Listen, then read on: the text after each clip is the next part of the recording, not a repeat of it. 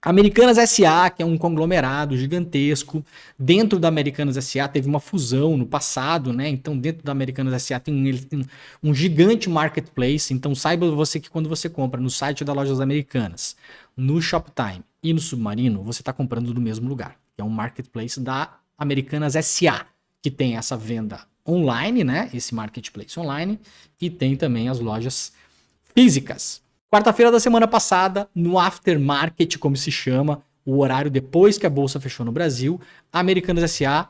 lançou um comunicado, tá? Chamado no mercado de fato relevante. Nome técnico, né? Você sabe que o mercado tem a sua própria linguagem, né? Pessoas superiores, eles têm outras palavras que nós não conhecemos. E aí, fato relevante. Descobriram. Como é que faz as pinhas? Assim, não sei como é que faz as pinhas.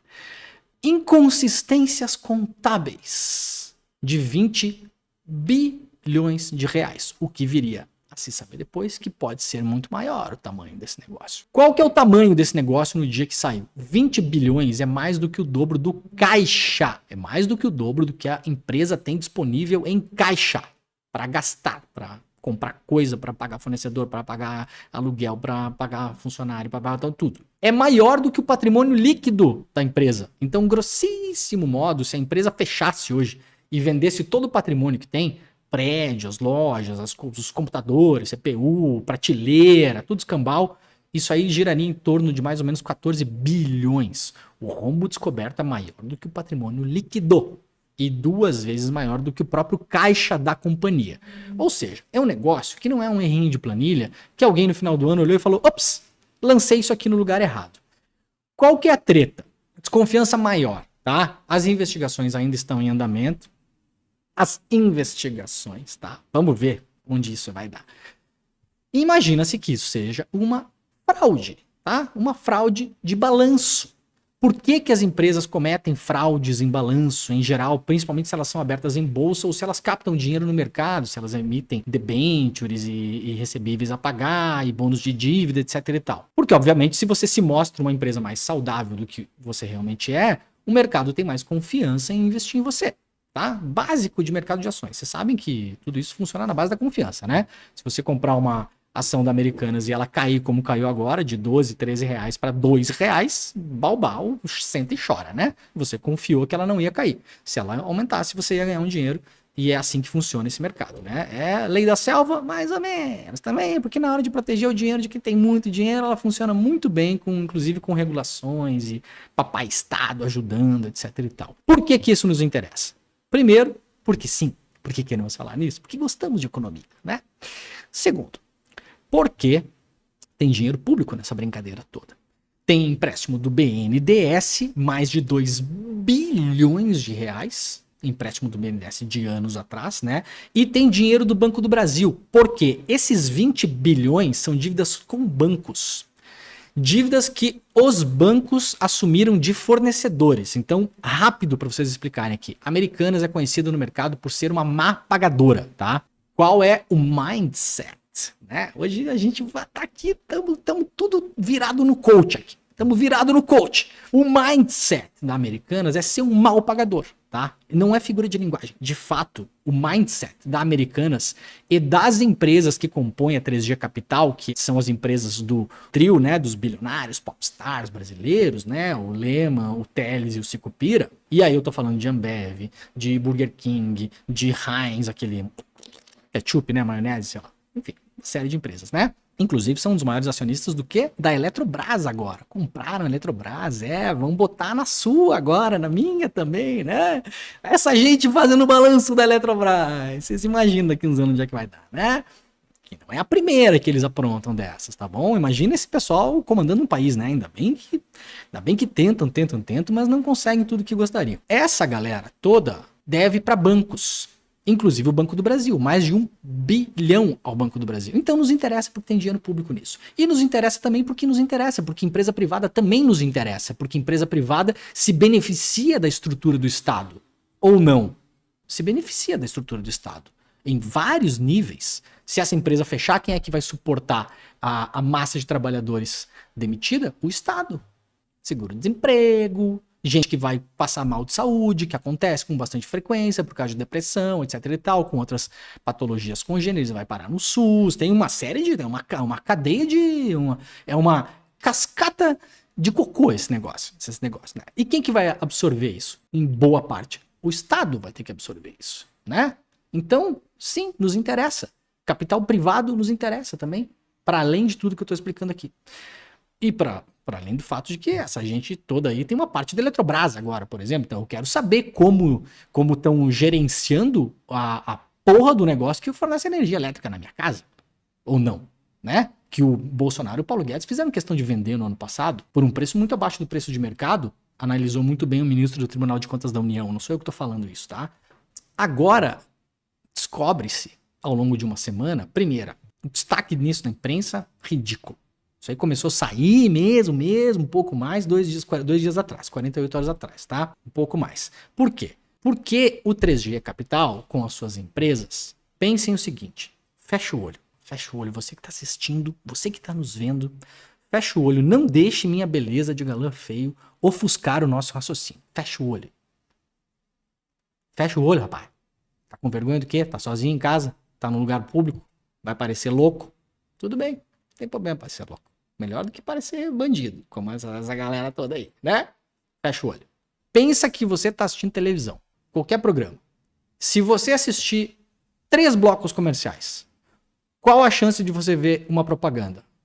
Ou de cerveja, ou do Burger King, ou da Americanas, ou do Submarino, ou do Shoptime, ou da maionese, Heinz, ou do Hortifruti, aquela rede grande, né, de frutas e verduras e legumes, etc e tal. Não vou nem falar todas as empresas, tá? Vou ficar só nessas. Qual é a chance? Enorme, né? Eu diria de quase 100%, né? Porque olha a gama, né? Essas pessoas são as mesmas. São as mesmas, que detêm participações maiores ou menores, que controlam mais ou menos todas essas empresas. Então, é óbvio que a imprensa vai pisar em ovos para falar dessa gente. No caso, está pisando nos ovos do Jorge Paulo Lemann, figurativamente, né? Do senhor Marcel Hermann Telles e do senhor Beto Sicupira, né? Então, o tamanho do escândalo não é proporcional ao tamanho do destaque na imprensa, tá bom? Não é. Não interessa o que as pessoas, muita gente falou pra mim, mas não é empresa pública, não é tão importante, não. Eu tô falando em termos de notícia, eu tô fazendo uma análise técnica como jornalista. O tamanho do escândalo não é proporcional à cobertura jornalística, tá bom? Ponto. E veja bem que eu estou falando dos donos e acionistas dos meios de comunicação, não dos meus colegas jornalistas. Não vamos misturar as coisas, tá? O repórter, operário que tá lá fazendo notícia não tem nada que ver com as decisões editoriais da parte de cima da casa, tá bom? São coisas diferentes. Melhor deixar anotado isso aqui. Mas aos poucos foram saindo notícias. E agora eu fiz um compilado das várias coisas que saíram ao longo dessa semana que conta um pouco dos bastidores do que rolou nesse negócio todo. Então a parada é o seguinte, meus caros e minhas caras. Primeira coisa, esse rombo estava rolando já, estima-se, há uma década, tá? O presidente das Americanas, nessa uma década, foi sempre o mesmo, que é o mesmo presidente há 20 anos, tá bom? E aí, galerinha, quem controlava o conselho de administração era um dos 3 sócios. Se não me engano agora, o Beto Sicupira, tá? Um dos 3 controladores, tá? Jorge Paulo Lemann, Marcel Hermann Telles e Beto Sicupira. Esses 3 nomes vocês precisam decorar, porque esses são os 3 grandes brasileiros popstars, não apenas por serem bilionários, mas por ensinarem os outros como ser coach, como ser bilionário, são os palestrantes, são os cases, tá toda hora na capa de revista, né? É os Elon Musk do Brasil, onde o jovem liberal, né, que fica defendendo bilionário na internet, acha que vai chegar, tá? É esses caras que essa galera mira. Lê o livro dos caras, as biografias, os livros que eles indicam. Muito bem. 10 anos de fraude, mais ou menos. Esse dinheiro estava sumido, essas dívidas estavam sumidas do balanço. Por que elas são contraídas com bancos? Voltando ao fio. Porque a Americanas, ela é conhecida no mercado por ser uma má pagadora. Ela espreme o máximo que pode no preço, de uma maneira absurda, e no prazo. E muitas vezes, para além do prazo que espremeu, ainda atrasa propositalmente os pagamentos. Isso está no mindset da companhia. Veja bem, não é o combinado que ele vou te pagar em 90 dias. Não é isso. Quando chega nos 90 dias, o dinheiro não cai. E eles esperam o fornecedor reclamar não uma, mas ao menos 2 vezes para voltar a pagar, de fato, a conta. Então tá no mindset, na estrutura fundante da empresa, ser um potencial caloteiro, tá?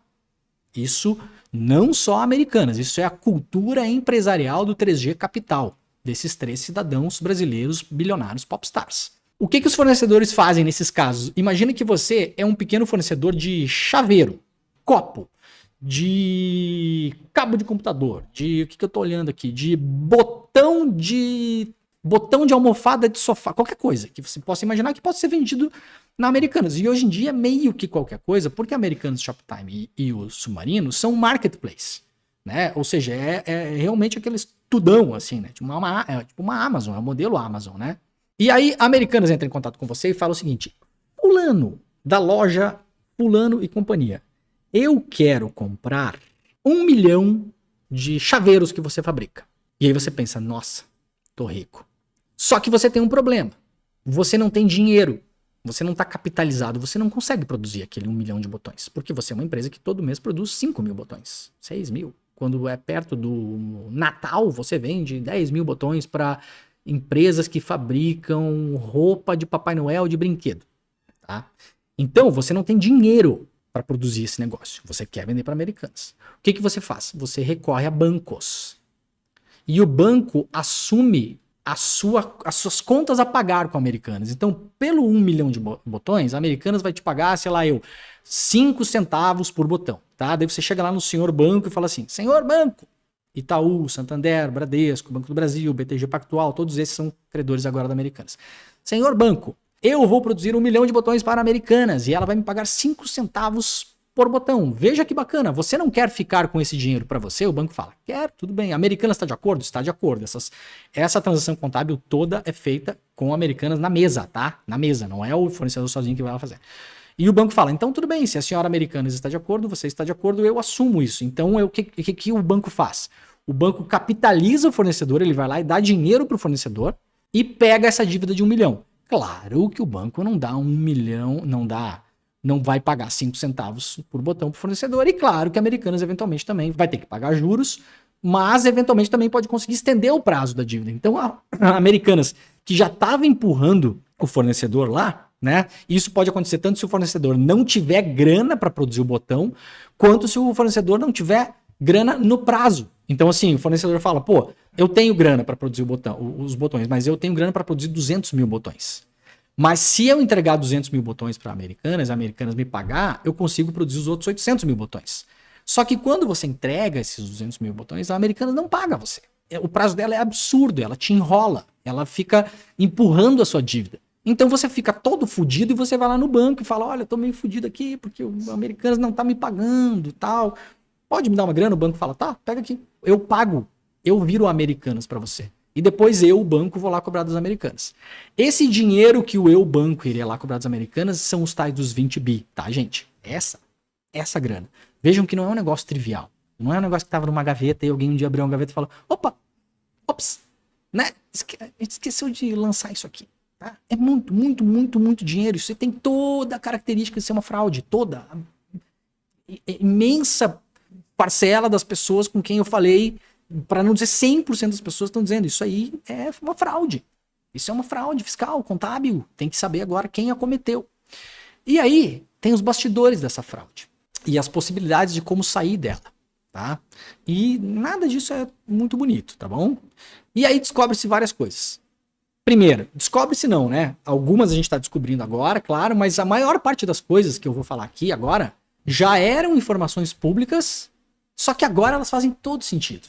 E elas vão ter que ser levadas em conta agora pelos investigadores da CVM, do Ministério Público na parte dos direitos do cidadão, até pelo CAD, enfim, por todo mundo que vai ter que se interessar por esse caso a partir de agora. Isso virou um caso de polícia. O caso das Americanas é um caso clássico de polícia. A não ser que 0,001% da chance desse negócio não ser uma fraude seja comprovado, e estamos no ponto de que Americanas vai ter que comprovar que isso não foi uma fraude. E a gente já tá chegando nesse ponto, porque é evidente para onde isso nos leva. Isso virou um caso de polícia. Agora, resta saber quem são os responsáveis. A boca miúda, os controladores vão querer colocar no bumbum do ex-presidente, tá? Não esse que tá agora, não o Sérgio Rial. O ex-presidente que foi presidente das Americanas durante 20 anos, me fugiu o nome dele agora aqui. Ele que era o presidente, ele que se vire. Só que a coisa não é bem assim. Por quê? Porque até 2 anos atrás, o 3G Capital, desses 3 bilionários, era controlador das Americanas. Controlador, gente, responde judicialmente como se fosse um administrador. Então você, que tem uma empresa de bolo de pote, se você é o administrador dessa empresa e contrata um gerente para gerenciar ela e dá alguma merda ali, tem alguma fraude no seu balanço, você não declara alguma coisa para a Receita Federal, você deixa de pagar impostos, quem responde é você, meu querido. O administrador. E não adianta dizer o seguinte, não, mas eu ficava em casa sem fazer nada. Quem cuida ali é o gerente. Não, você é o responsável. E há uma equivalência dentro de vários debates jurídicos, né, possíveis, ainda mais quando se envolve tanta grana assim, né, as opiniões elas vão para um lado e para o outro, né, muitas vezes a conformidade de onde pinga mais, onde pinga menos, mas há uma equivalência entre o controlador e o administrador. Você não pode ser controlador de uma companhia e não ter nenhum ônus, só ter bônus.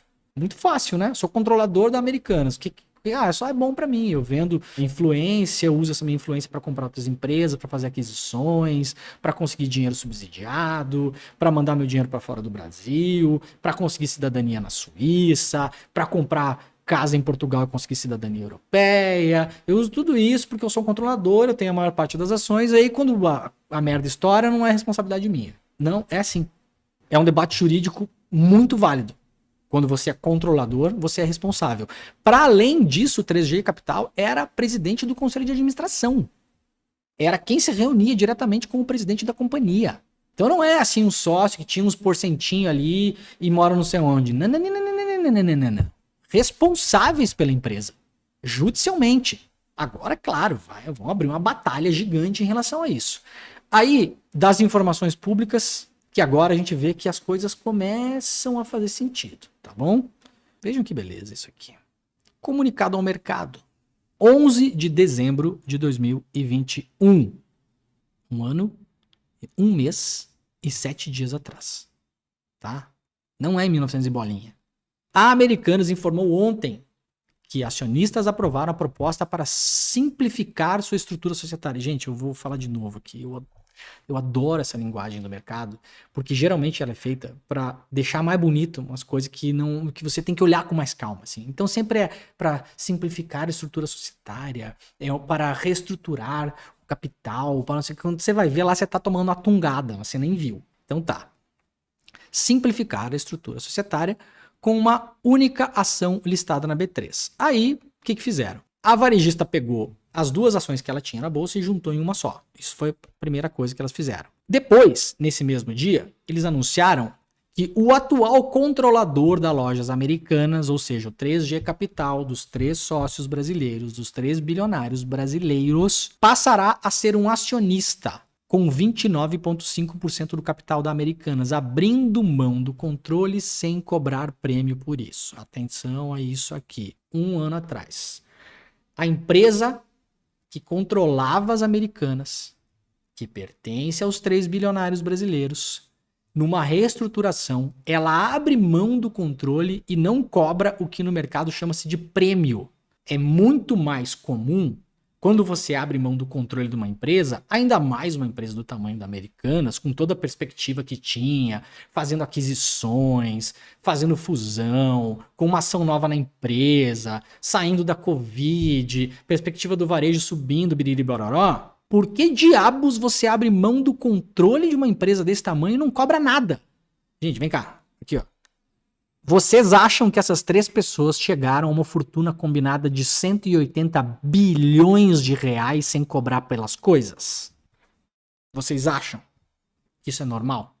Ou vocês acham que alguém que em vida acumula tanto dinheiro assim é alguém que está de olho em negócios sempre? Então, eles abrem mão do controle acionário sem cobrar nada por isso. Eles falam assim, não, a gente não quer mais controlar isso aqui. Vocês estão entendendo? Qual que é a diferença? A diferença é que, como eu expliquei antes, o controlador pode responder judicialmente como administrador. Caso aconteça várias coisas. Isso aí está estabelecido na lei das SAs, por exemplo. As responsabilidades do administrador / controlador. E há aplicações da lei que partem inclusive para omissão. Então a lei das SA ela é muito restrita. O controlador ou administrador, ele sempre tem que estar ativamente participando do dolo, tá? Então ele tem que estar lá, se teve uma fraude contábil, tem que provar que o cara foi lá participar da fraude. Se escolheu um administrador e o cara cometeu uma fraude, tem que provar que o controlador escolheu aquele CEO e já sabia que o cara ia cometer. Então é muito difícil você pegar os controladores na lei das SA. Por que será, né? Será que é porque esses caras todos têm um monte de dinheiro e financiam um monte de deputado e senador e um monte de lobby no Congresso e fazem a lei do jeito que eles querem? Será? Será que é por causa disso? Vamos deixar essa pergunta no ar. Mas há interpretações dessa lei no direito comercial que dizem que, inclusive, você pode ser penalizado como controlador e administrador por omissão. Por omissão.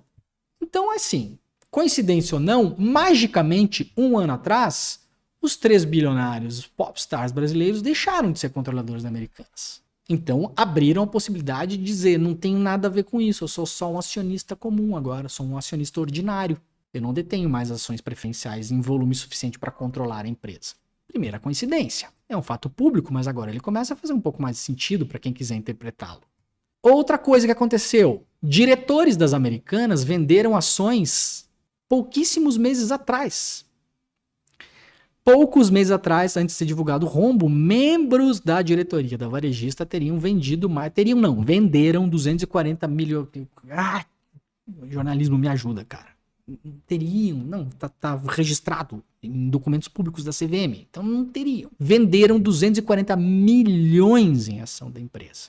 Sabe qual foi o mês que mais venderam ações? Os diretores da empresa? Setembro.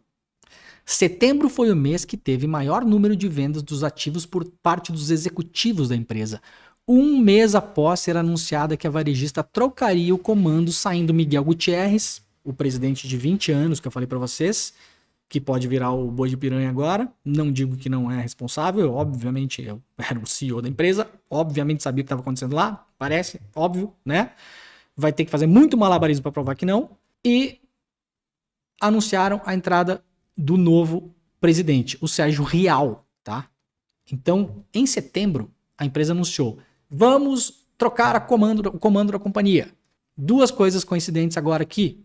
Primeiro, os executivos da empresa, as pessoas que detêm cargos executivos, têm ações da empresa. Essas ações são ou compradas por eles ou vêm como bônus, né? É muito comum a empresa bonificar executivos com as próprias ações, né?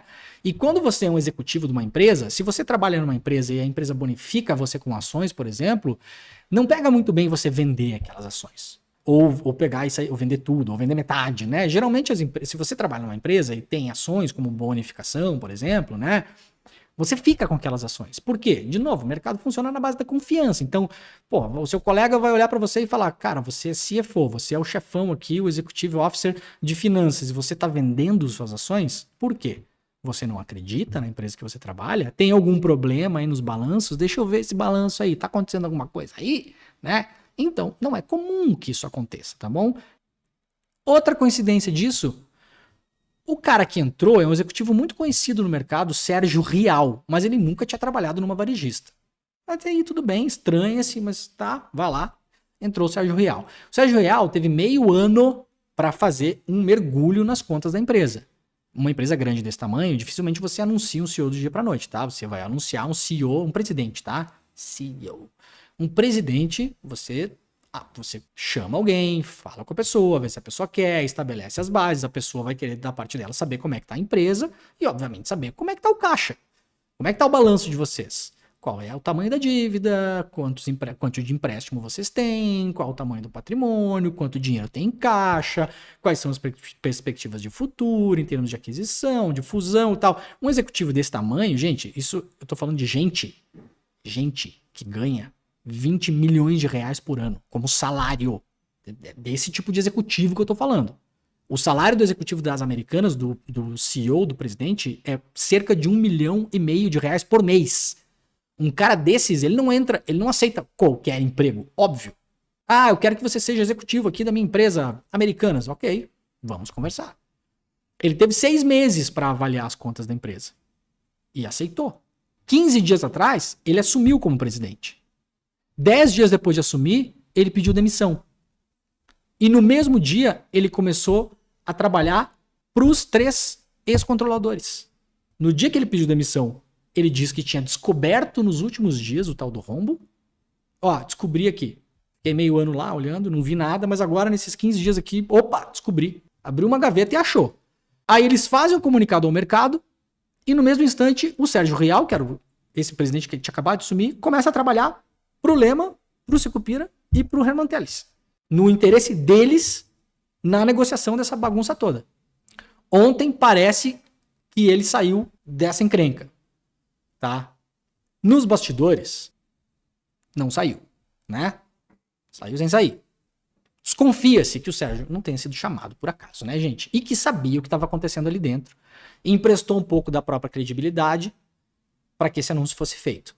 Eu não tenho como provar isso, mas isso é o que se fala na apuração dessa coisa toda. E eu tô lendo insistentemente sobre isso, tô ligando com um monte de gente, falando com um monte de gente também. Aí uma outra curiosidade, que não é tão pouca, nem tão pequena assim, sabe qual é o segundo maior credor das Americanas? O Banco Santander. Sabe quem era o presidente do Banco Santander? O Sérgio Rial, o presidente das Americanas, que entrou e saiu logo depois. De novo, notícias públicas. Como isso se conecta? Quando a Americanas publica esse fato relevante, dizendo que encontrou um rombo de 20 bilhões, o primeiro movimento que ela faz, a primeira cartada que ela dá, é falar o seguinte: bancos, vem cá, Itaú, Santander, cujo presidente do Santander era o cara que é meu presidente hoje. Ou seja, vai facilitar a comunicação, vai facilitar a conversa, óbvio. É um lobby. Banco do Brasil, BTG, todos os bancos para quem eu devo dinheiro, Americanas. Eu não vou pagar vocês agora. Aí a Americanas entra com uma medida judicial e um juiz dá às Americanas o poder provisório de não pagar as contas. Porque o que acontece, gente? Olha como dá trabalho você ser bilionário, cara, tá? Você que quer ser bilionário, deixa esse negócio de lado, porque dá muito trabalho. Olha tudo que essa gente tem que pensar para passar a mão na bunda um no outro, tá? Porque isso aqui no andar lá de cima é rico passando a mão na bunda de rico, né? Nesse nível que a gente tá falando aqui. Olha onde é que tá o pulo do cat. O pulo do cat nessa coisa toda. Isso quem falou foi o BTG Pactual, que é um dos maiores credores da Americanas, ou seja, a Americanas deve uma bolada pro BTG. O BTG disse que a Americanas tentou sacar 800 milhões de reais da conta dela no BTG um dia antes de divulgar para o mercado o rombo de 20 bilhões. Então vejam como isso tudo foi andando, tá? Um dia antes de divulgar o fato para o mercado, o Americanas foi lá no BTG e falou: BTG, foi lá no caixa, né? No caixa automático. Foi na lotérica, conveniado Caixa Econômica Federal. Foi na lotérica e falou: toca 8 conto aí numa loto fácil e saquezinho de 800 milhões. Aí o caixa falou: saque de quanto? 800 milhões. 800 milhões. Aí o BTG falou: que esquisito isso, né? E aí o saque não foi feito. Ato contínuo, a Americanas entra na justiça e um juiz concede, dizendo o seguinte: nenhum desses credores, pelos próximos 30 dias, se não me engano é o prazo por enquanto, né? Porque é uma liminar, podem cobrar Americanas. O que aconteceria? Tem uma regra dentro de uma empresa dessas, nesses contratos principalmente, que é o seguinte: o banco assume as contas dos fornecedores. Tudo bem, como eu expliquei antes. Então, o BTG assumiu conta de vários fornecedores, né? Possivelmente centenas ou milhares de fornecedores. né? Não sei o número aqui, esses números não são públicos porque isso é número de tesouraria de banco, que é a coisa mais inacessível do mundo, né? Mas tem um ponto. Em contrato diz que se o endividamento da Americanas atingir um certo patamar, os bancos têm uma cláusula de cobrança imediata das dívidas. Eles podem antecipar as dívidas. Então vamos supor que a Americanas tem que pagar o BTG, o Banco do Brasil, o Santander, e isso tem um prazo. A Americanas deve lá para o Banco do Brasil 1,3 bilhão de reais. Mas ela vai pagar isso aí em 5 anos, 6 anos. Uma parte vence hoje, uma parte vence em junho, e outra parte vence em outubro. E isso aí vai indo. São dívidas que e eventualmente são renegociadas, são reestipulados os prazos, etc e tal. Não é que ela deve para o Banco do Brasil essa grana toda e isso aí vai vencer amanhã. Mas, se a Americanas passa de um certo nível de perigo de endividamento, esses credores, que são os bancos, podem, por contrato, cobrar a conta no ato. Antecipar tudo isso. A Americanas, sabendo disso, porque a partir do momento que você joga 20 bi de dívida no seu balanço, o seu limite de endividamento foi para o espaço. Quando você faz isso, imediatamente todos os bancos que são seus credores, eles podem ir para cima de você e cobrar a dívida. A Americanas se protegeu com isso. Então os bancos não podem temporariamente agora cobrar essas dívidas. E aí está o pulo do gato. Ato contínuo, a Americanas fez uma proposta para que os bancos, ao invés de cobrarem a dívida da Americanas, se tornassem sócios dela. Vejam que incrível! É incrível! Eu vou usar isso na minha vida pessoal. Eu achei maravilhoso, cara. Eu quero ser bilionário assim. Assim que eu quero fazer. Pra que fazer um negócio do jeito convencional? Comprar, pagar. Isso aí todo mundo fala, compra, paga. Não, você faz um negócio. Uma coisa, um negócio ali. Os bancos não aceitaram, porque banco é banco também, né? Banco tá aí desde Cosimo de Medici, do século XVI. Guardando o dinheiro da igreja, dos templários, financiou cruzada. Puta, tu não vai dar nó em banco também, né, cara? Ô, Lehman. É um cara esperto, mas ó, banco é foda, né, cara? E aí, meus camaradas, estamos num grande imbróglio, tá? Isso é o resumo da pataquada toda. O BTG soltou uma nota virulentíssima, tá? E ali, claro, que mistura rinha de bilionário, né? Um passando a mão na bunda do outro, aquela coisa de olhos bem fechados, né? Do filme do Kubrick, né? Todo mundo de máscara, né? Opa, peguei aqui pegou no meu pau, tirou a mão dele, né? Aquela coisa. Mas a nota do BTG afronta diretamente o 3G Capital, chama o negócio de fraude criminosa e proposital, tá? Agora vai ter uma briga monumental, tá tudo sendo decidido no dia, tá rolando coisa. Essa decisão da justiça que impede que os bancos executem a dívida é temporária. Se ela cair e os bancos decidirem executar a dívida, a Americanas vai estar muito fodida. Mas tem um detalhe importante que a gente não pode esquecer. Essa dívida de 20 bi, que a própria Americanas já falou em 40 bi, tá? Não se sabe mais exatamente o que está acontecendo, né? A fortuna combinada dos 3 ex-controladores da empresa é de 180 bilhões. Ai, Leandro, como você é ingênuo, eles não têm 20 bilhões solto assim. Claro que não tem 20 bilhões solto assim. Não é assim que a fortuna dessas pessoas é calculada. Os caras não têm 180 bilhões num banco, né? Até porque se tivessem, o banco poderia dar o calote neles. Acontece. Tá cheio de caloteiro por aí, ó. Lehman, cuidado. Onde você bota o seu dinheiro, com quem você faz negócio. O que pode acontecer daqui pra frente? Tudo. Pode ser que emitam novos papéis para chamar mais gente na bolsa de valores, aí vai um monte de sardinha lá comprar. Pode ser, inclusive, que os executivos e diretores que venderam as suas ações antes agora recomprem as ações por 10% do preço que pagaram. Ainda mais o mercado brasileiro, que é uma putaria. Imagina o seguinte, a ação tá valendo R$2 hoje, tá?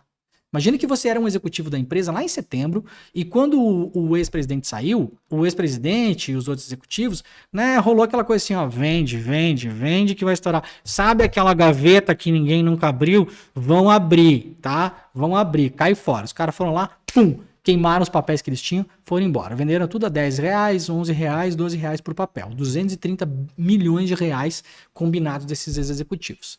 Agora, vamos supor que tenha um plano de recuperação no forno. Vamos imaginar que a empresa entra em recuperação judicial e que algum novo sócio vai botar dinheiro novo no caixa e que ao mesmo tempo o 3G Capital vai botar um pouco de dinheiro no caixa. Estão falando que o 3G Capital pode botar 5 bilhões no caixa, mas só se enxergar sinalização positiva do mercado. Que bonito, né? Os caras fuderam a empresa e agora estão falando assim, não, veja bem, nós podemos botar aí uns 5 bilhões, mas alguém tem que botar junto também. Alguém tem que, se ninguém botar, eu não vou botar, né? Gente, essas pessoas nunca saem perdendo, né? Se a Americanas fechar, vai todo mundo embora. Quem vai se fuder é fornecedor e credor e funcionário. Vocês sabem disso. E o governo, tá? No dinheiro desses caras, ninguém toca. Até porque a maior parte da fortuna deles está no exterior, não é nem capital brasileiro. E tem bons advogados, né? Aliás, espero que os advogados não estejam assistindo essa live. Por favor, não me processem, gente. Eu sou um médico jornalista. Tem ninguém vendo essa bosta. Quantas pessoas tem vendo esse negócio? Tem ninguém vendo essa merda aqui. É praticamente uma live fechada isso aqui. E aí... essas pessoas que têm informação privilegiada agora, eventualmente, sobre o plano de reestruturação, podem recomprar as ações a R$2. E se a ação se valorizar e ficar valendo R$3, R$3,5, R$4, elas já dobram o valor investido em apenas uma tacadinha. Mesmo que ela siga valendo 1/3 do que valia uma semana atrás. Vocês entendem como dá trabalho ficar rico? Eu não sei por experiência própria, mas eu conheço gente rica. Dá muito trabalho ficar rico, gente. É melhor você pagar as contas e daí sobrou um pouquinho ali e fica feliz já, tá? Qual a outra trava que tem nesse negócio? É o seguinte, cara. A PricewaterhouseCoopers, a PwC, é a auditoria que fazia a auditoria das contas da Americanas. Nunca viu nada, Price.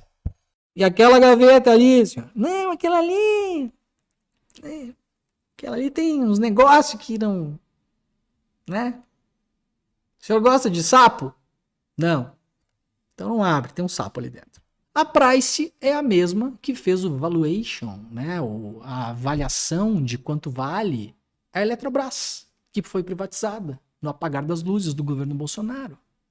Privatizada por um preço que o ministro do Tribunal de Contas da União, que trabalha, em tese, sob interesses da União, nosso, são pagos por nós, pelo nosso dinheiro, o ministro Vital do Rego, sem piadas, por favor, avaliou as contas e falou que a Eletrobras estava sendo vendida por 1/3 do seu valor real. E mesmo assim foi vendida. Quem são os maiores compradores da Eletrobras e que vão controlar a Eletrobras? Lehman. Então, a gestora brasileira 3G Radar, ligada ao 3G Capital, desses 3 sócios, tá? Americanas, devem se tornar os maiores acionistas da Eletrobras quando a oferta tiver sido concluída.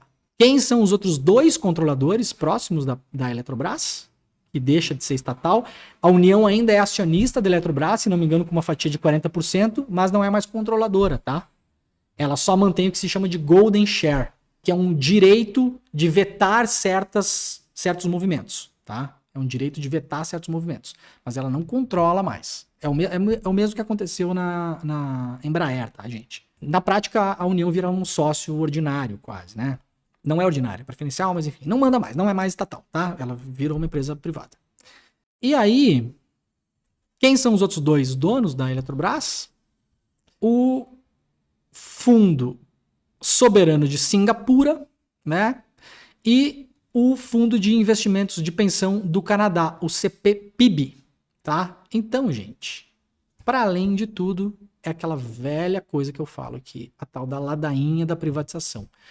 No Brasil, a gente está privatizando empresas para estatais estrangeiras. É isso que está acontecendo, tá? Prestem atenção em quem está entrando nas compras de empresas privatizadas brasileiras. Ah, tem que privatizar tudo. Tem que privatizar. Porque o Estado não sei o quê.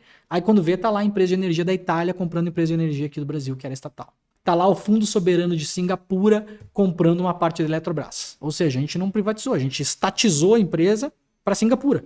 Agora não é mais o Estado brasileiro que é dono da Eletrobras. Agora o controlador da Eletrobras é o Estado de Singapura. Legal esse mercado, né? Por que será que as empresas estatais de outros países acham uma boa comprar outras empresas? Por quê? Porque eles são burros? Porque eles são idiotas? Porque nós brasileiros somos gênios? Os gênios do liberalismo? Que estamos nos anos 70 ainda?